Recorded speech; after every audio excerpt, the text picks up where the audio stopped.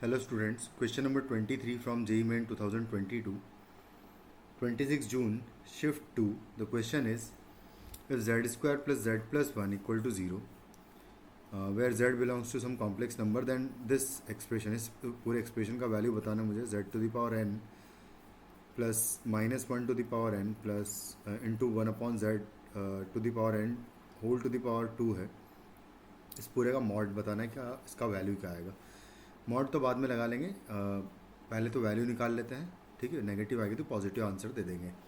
और इस इक्वेशन का जो रूट होते हैं एक्चुअली, तो यहाँ से z का value omega and omega square, इसके दो रूट्स होते हैं, तो कोई भी एक आप ओमेगा मान सकते हो. तो यहाँ पर एक्चुअली ओमेगा मैं पुट कर दूंगा सिंपली. तो ये हो जाएगा summation n equal to 1 to 15 and इसको स्क्वायर भी ओपन कर दें अगर, तो ये हो जाएगा z to the power 2n plus आएगा 1 upon z to the power 2n आएगा एंड माइनस प्लस आएगा minus 1 to the power n and आएगा z to the power n and 1 upon z to the power n cancel हो जाएगा और 2 बचेगा सिर्फ यहाँ पर. और इसका वैल्यू मुझे चाहिए. इस पर हम समेशन लगाएंगे अगर, तो ये वाला जो पोर्शन है ये आएगा z square plus z to the power 4 plus z to the power 6, इस तरीके से आ जाएगा 15 टर्म्स तक. एंड प्लस ये वाला पोर्शन जो है ये आएगा 1 upon Z square plus 1 upon z to the power 4 से लेके इस तरीके से जीपी बनेगा, ये भी 15 टर्म्स तक का. एंड प्लस ये वाला पोर्शन 1 पुट करेंगे तो -2, 2 पुट करेंगे तो +2 आएगा, फिर -2, फिर +2 से लेके इस तरीके से लास्ट में -2 आएगा. यानी कि क्योंकि ऑड नंबर ऑफ टर्म्स है, ऑड नंबर से स्टार्ट भी हो रहा है और ऑड नंबर से एंड भी हो रहा है, तो इस वजह से स्टार्टिंग अगर ऑड वाली है तो लास्ट वाली भी ऑड ही वाली आएगी टर्म. तो ये आपस में सारे टर्म्स आपस में कैंसिल आउट हो जाएंगे लास्ट टर्म से जस्ट पहले वाले. तो सिर्फ यहाँ से -2 बचेगा.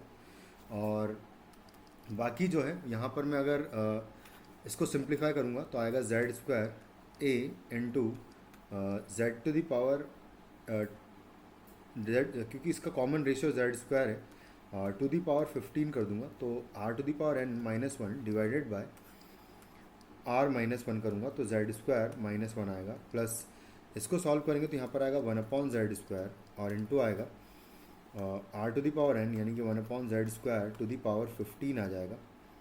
एंड उसके बाद आएगा -1 divided by 1 upon Z square -1 आएगा कुछ इस तरीके से. और प्लस यहाँ पर अगर देखें तो -2 बचेगा सिर्फ.